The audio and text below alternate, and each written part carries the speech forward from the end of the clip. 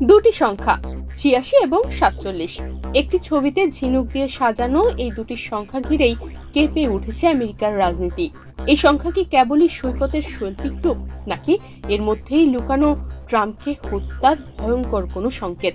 চলুন জেনে নেওয়া যাক কিভাবে এফবিআই এর সাবেক পরিচালক জেমস কমির একটি ইনস্টাগ্রাম পোস্ট ঘিরে শুরু হয়েছে ট্রাম্পকে মেরে ফেলা নিয়ে তীব্র রাজনৈতিক বিতর্ক, তদন্ত আর ট্রাম্প সমর্থকদের ক্ষোভের বিস্ফোরণ। 15 মে ইনস্টাগ্রামে একটি ছবি পোস্ট করেন জেমস কমি, সাগরের তীরে রাখা ঝিনুক, যে ছবিতে ছিল দুটি সংখ্যা ৮৬ এবং ৪৭।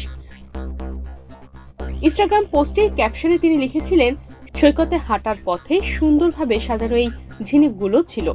তবে ছবিটি সেই মুহূর্তে যতটাই শান্ত ছিল, ছবিটি আপলোড করার পর নেটিজেনদের প্রতিক্রিয়া ছিল ততটাই বিস্ফোরক। সম্প্রতি এই সংখ্যা দুটিকে কেন্দ্র করে তৈরি হয়েছে ভয়ঙ্কর এক ব্যাখ্যা। বিশ্লেষকরা বলছেন ৮৬ সংখ্যাটিকে মার্কিন স্ল্যাংয়ে কাউকে সরিয়ে দেওয়া বা নিষ্ক্রিয় করে দেওয়া বোঝাতে ব্যবহৃত হয়। 1930-এর দশকে রেস্তোরাঁতে এই সংখ্যাটি ব্যবহৃত হতো, যার অর্থ এই খাবার আর নেই, মানে রিমুভ ইট।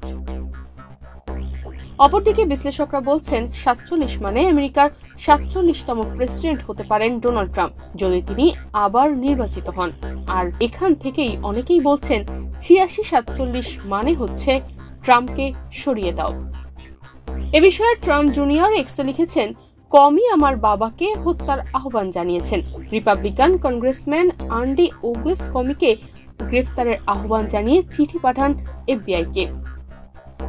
এরপর থেকে ট্রাম্পের নিরাপত্তার দায়িত্বে থাকা সিক্রেট সার্ভিসও এ বিষয় নিয়ে তদন্তে নেমে পড়ে।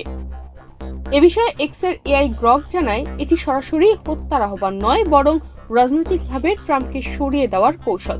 তবে এআইও স্বীকার করেছে এটি ধূর্ত বার্তা এবং কৌশলে ছোড়া একটি ইঙ্গিত।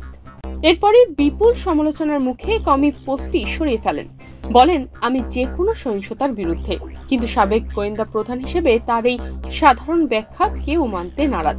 জাতীয় গোয়েন্দা পরিচালক তুলসি গ্যাবার্ড বলেন, কমি জানতেন এই সংখ্যার অর্থ এবং তাকে জবাবদিহির আওতায় আনতেই হবে।